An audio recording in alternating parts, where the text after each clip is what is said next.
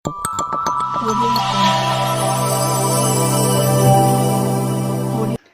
this is Priyam. Welcome to S66 News.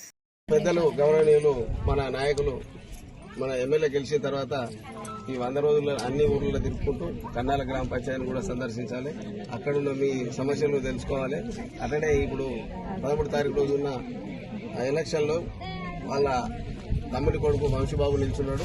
తనకు మొన్న ఏదైతే మనం మేయడితోని ఓట్లు వేయించి గెలిపించినామో అదే మాదిరిగా మళ్ళీ అలా అబ్బాయి యువకుడు గెలిపిస్తే రేపు ఈ ప్రాంతం ఉన్న పిల్లలకు అందరికీ కూడా లాభేశ్వరంతో కన్నాల గ్రామ పంచాయతీకి రావడం జరిగింది.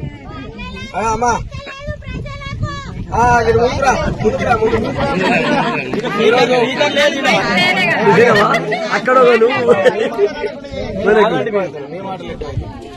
అమ్మా ఇప్పుడు ఏం లేదు కన్నాల గ్రామ పంచాయతీలో మన మిత్రుడు చెప్పినట్టు స్వామి గతంలో మన సార్కు పెద్ద మెజార్టీతో మీరు ఓటేసి గెలిపించారు. ఖచ్చితంగా ఈ ప్రాంతంలో మీరు ఈ రోజు 100 రోజుల పని మనం ఇప్పుడు ఇక్కడ ఉన్న వాళ్ళందరూ కూడా ఎన్నడూ కూడా 100 రోజులు మట్టి పని చేసిన వాళ్ళు కాదు.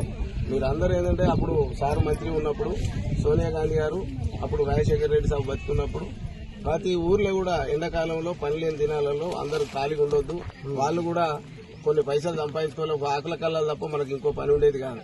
అప్పుడు ఆ కొత్త నోట్లుగా అవి కనబడేది. ప్రతి ఊర్లో ఇవాళ 100 రోజుల పని పెట్టిన తర్వాత ప్రతి పేదోళ్ళ ఇంట్లో ఒక మంచి కూలర్ కొనుక్కున్నారు, ఒక ఫ్యాన్ కొనుక్కున్నారు, ఒక టీవీ కొనుక్కున్నారు, రకరకాలుగా ఆర్థికంగా లాభపడ్డారు. ఈ 100 రోజుల ఉద్దేశం ఏంటంటే ప్రతి పేదోడు కూడా ఆర్థికంగా నిలదొక్కుకోవాలి, వాళ్ళు మంచిగా బతకాలనేది ఈ 100 రోజుల పని ఉద్దేశం. ఈ 100 రోజుల పని ఎక్కడ చేస్తున్నాం? మన రైతుల పొలాలలో చేసుకుంటున్నాం, మన పొలాలు బాగుపడుతున్నాయి, మనకు పైసలు వస్తున్నాయి. అంటే కాంగ్రెస్ ప్రభుత్వం పేదోళ్ల కోసం ఆలోచించింది. ఒక ఇల్లు ఇచ్చిందంటే కాంగ్రెస్ పార్టీ, ఒక రేషన్ కార్డు ఇచ్చిందంటే కాంగ్రెస్ పార్టీ.